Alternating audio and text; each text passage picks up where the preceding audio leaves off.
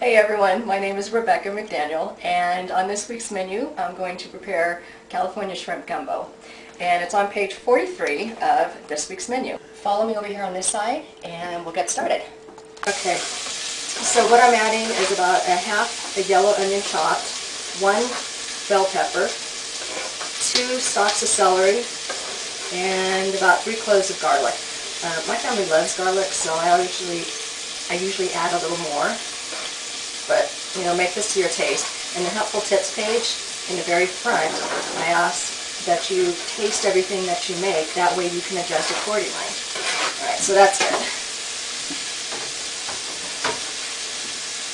So, I'm just going to saute a little bit. And it smells really wonderful. In this pot, I have 1 cup cooked rice. I use minute rice because it only takes a minute.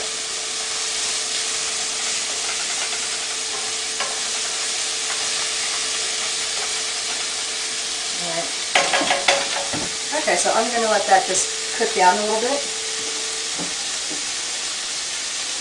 And I usually get 1 package, about a pound of shrimp. This was large shrimp, but it was too big for the gumbo, so I just wanted to cut up some little pieces.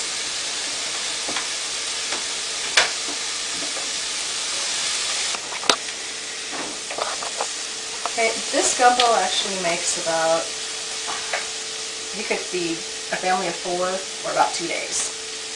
So a lot of leftovers with this.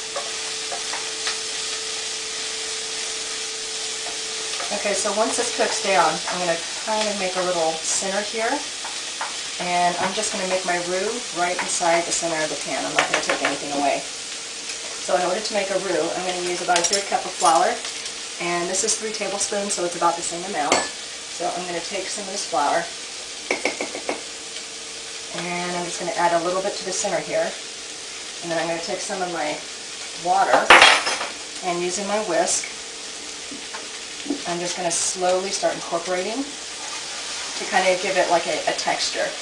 This is actually a thickening for any type of soup or sauce. And you can see the bottom how it's starting to get really pasty.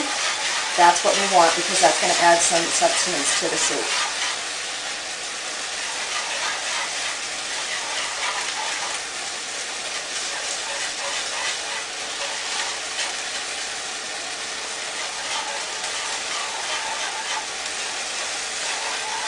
Alright, this is getting perfect. So this actually calls for about an 18-ounce can of chopped tomatoes. And this calls for 8 cups of water, so I'm going to turn this down a little bit.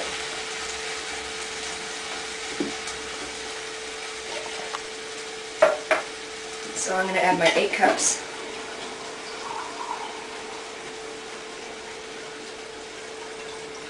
And if you have sage, and sage is always nice to add to this gumbo, but I like a little kick, so I'm going to add a little more cayenne pepper, and about a teaspoon of some basil, and some oregano. And then once that comes to a small boil, then I'm going to put my shrimp in and just let it cook inside the gumbo. And that's it. The flavors of the spices that are in the gumbo is actually going to get cooked inside the shrimp, so you're going to taste part of the gumbo. So I turn the heat down to medium, and the shrimp will cook probably in about 1 to 2 minutes in boiling water. And you can check by just stirring and catching one with your spoon, and it should turn pink. So when they're pink, they're done, and then we can add our rice. And it smells really good. Come to a boil, and I pulled out one of the shrimps, and it's pink, which means it's cooked. So I'm going to turn this down. I'm going to add my rice and just kind of let the flavors come together, and we're good. We are done.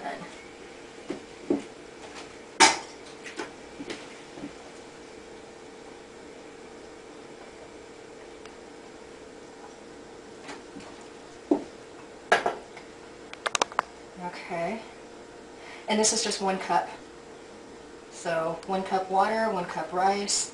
Let it come to a boil, cover with the lid, and it cooks in 30 seconds or less.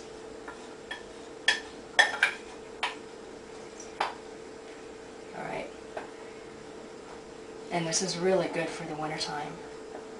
It's one of those feel-good soups, kind of like chicken noodle. where it adds a little bit of spice and kind of helps clear up your nasal passages. It's true! Alright, we're good. That's to simmer, and we can move on to the next.